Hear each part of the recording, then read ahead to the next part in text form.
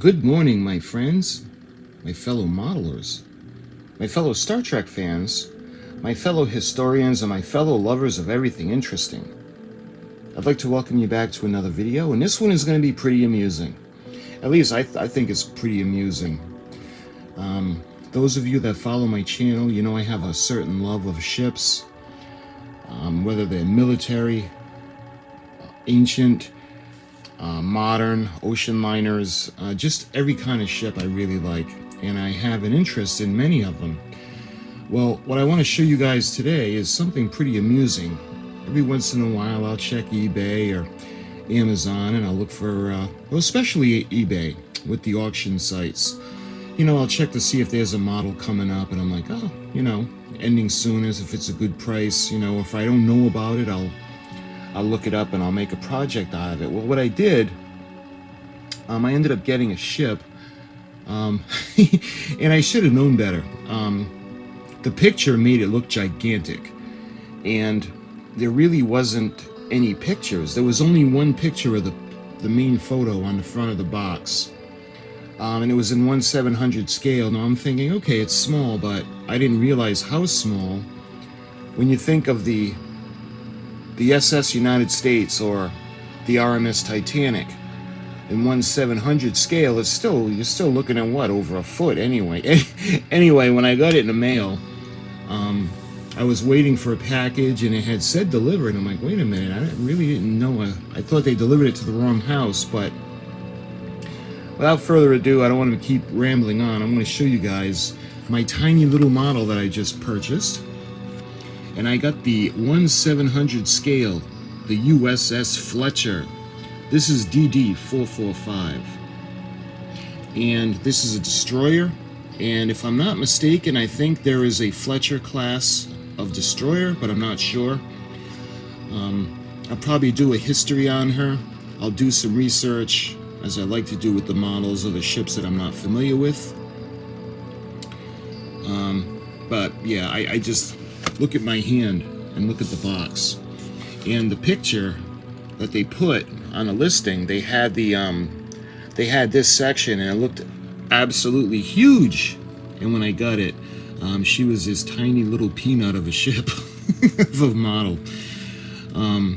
But that's okay. It was only $10, so right there I wasn't expecting, you know, Trumpeter 200 scale Titanic. But this is United States destroyer. This is the U.S.S. Fletcher. This is DD-445, and we got a nice illustration on the box. She's in her camouflage and looks like she's escorting an aircraft carrier. And looking at the side of the box, you can tell where it was made by looking at the writing. And this is the Waterline series, and there's no hull, so there's no propellers or anything like that.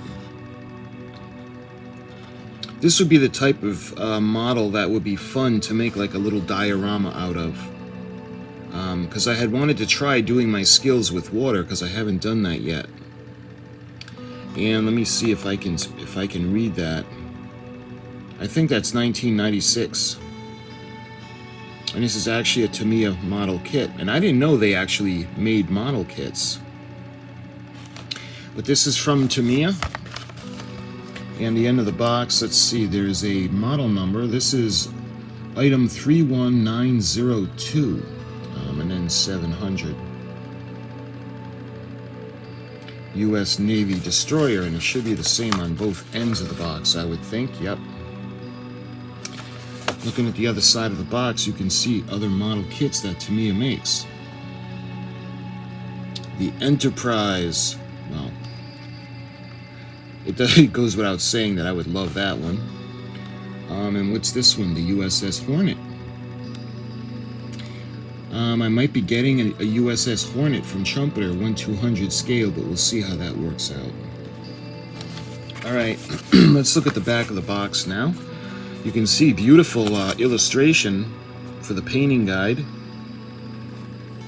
And I'm not quite sure what that says, but you can see the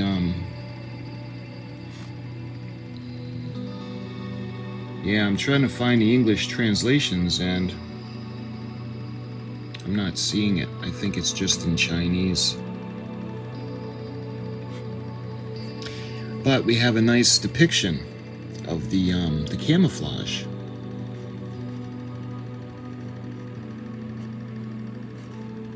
A nice aerial shot. Alright, so why don't we take this over to the desk and we'll open it up and I'll show you guys what's in this really tiny little kit. Alright, let's open it up and check it out. There's no plastic shrink wrap on it and there's no tape. It said it was in new condition when I had gotten it, so why don't we go ahead and empty the contents of the box. Let's see what else is in there. I think that's everything. Okay. I'll put that to the side.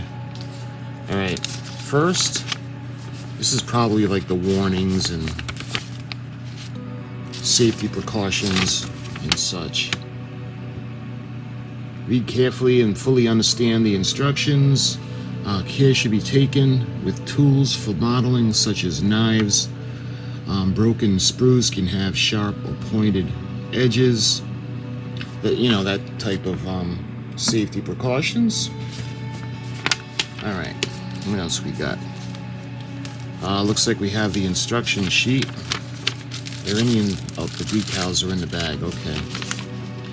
So this is the Waterline series, and the instructions are pretty basic. And I hope there's a little bit of history on her. There is, okay. One of the most successful destroyer classes ever built was the U.S. Navy's Fletcher class that appeared during World War II. A total of 175 sister ships proved to be the largest number for a destroyer class in the U.S. Navy. During the entire inventory for the era. They were completed in 2.5 years, showing a stunning example of wartime mass production.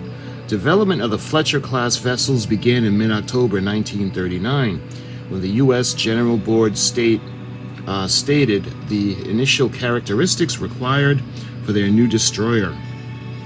The Navy needed larger and more versatile multi-purpose destroyers to replace the then principal Benson-Livermore-type ships, which were the final development of the pre-war destroyer design restricted by the London Treaty. After several design sketches, guidelines for 2,050-ton displacement vessels were approved, and a simple flush-decked hull was opted rather than the high forecastle design seen on the preceding U.S. destroyers. With the fundamental design settled, the initial orders of 24 ships, including the Fletcher, were placed by mid-1940. By the end of the same year, almost 100 ships of this class were on order. To cope with this huge number, the number of shipbuilding facilities were utilized, such as Bath Iron Works, Boston Navy Yard, Bethlehem Steel Company, and more. The DD-445 Fletcher, the leading ship for her class, was laid down at the Federal Shipbuilding in Kearney, New Jersey during the early 1941 campaign. She was completed on the 30th of June 1942 with an overall length of 376 feet 6 inches. The flush-deck destroyer had plenty of room for for future adaptations where necessary. Her flush deck construction also helped to reduce the weight considerably without sacrificing structural strength. She used twin turbines capable of yielding 30,000 horsepower, developed by General Electric, which propelled her up to 35 knots of maximum speed.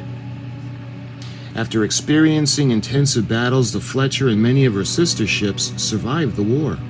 Some were sold to other nations, but most of them were kept in reserve as part of a mobilization force, along with one set for the Cold War. Some of them were modified into anti-submarine warfare destroyers equipped with the lethal latest weapon systems, and remained in service well into the 1970s. The Fletcher herself was converted into a destroyer escort in 1948, and she was eventually withdrawn from the Navy Ordnance List in 1969. I wonder if she's a museum fleet anywhere. I'm gonna look that up. I'm gonna research this, and if there is a museum and she's actually still around, I'm gonna put a link to her, because she's very historic and I want to honor this lovely little lady. All right, let's check out the instructions. The instructions are very basic. Read carefully and fully understand the instructions, and we kind of went over that. Use plastic, cement, paints only. Read the following instructions supplied with the paint or cement if not used, not included in the kit. Keep out of reach of children. So the first part we're going to do is we're going to make the funnel, and it looks like we got a couple of searchlights that are going to go on a platform, and then we have a gun, anti-aircraft gun, and we've got a larger gun. I think, how many of those are there? 1, 2, 3. There's 4 of those total. And step 4 looks like we're going to put the radar together. And then going down to step 5, you can see what we're going to put on the superstructure.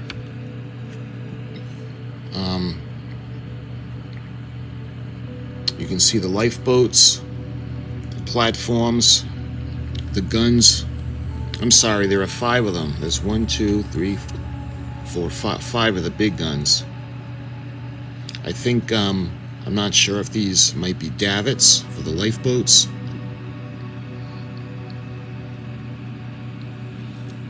Going to the aft, you can see more of the, I don't know if those are cowls, vents, or guns. But midship, you can see we're going to put the smokestack in and a couple of grills. I'm not sure what those are. And then going to the bottom, you can see we're going to put the mast. It says refer to the artwork for painting. Antennas, heat the sprue and stretch out and cut to length. So we got to heat up a sprue and kind of stretch out the plastic to make the antenna systems. And let's see, there are decals that go on, and we'll look at those in a minute. And these are the kind of finishing touches. You can see the life rafts that are going to go on.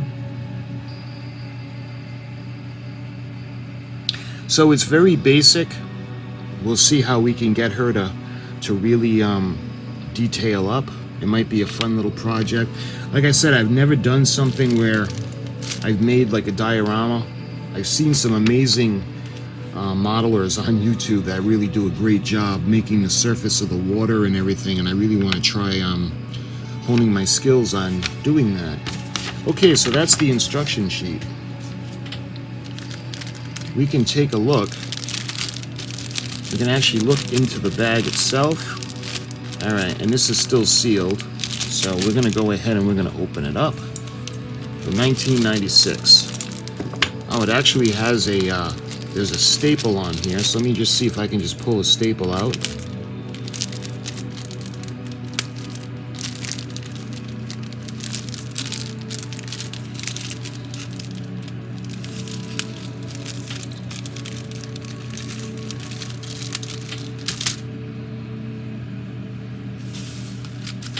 Alright.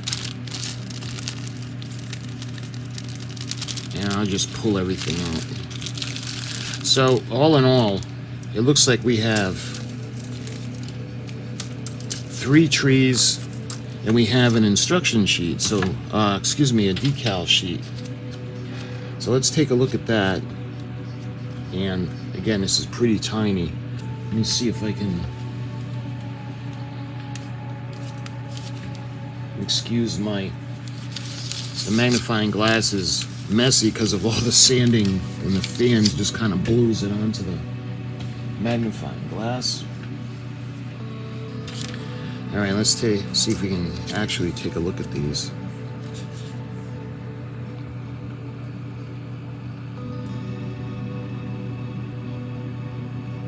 You can see the numbers that are going to go on either side of the hull, at the bow. And in the back, you can see the flags. And that's basically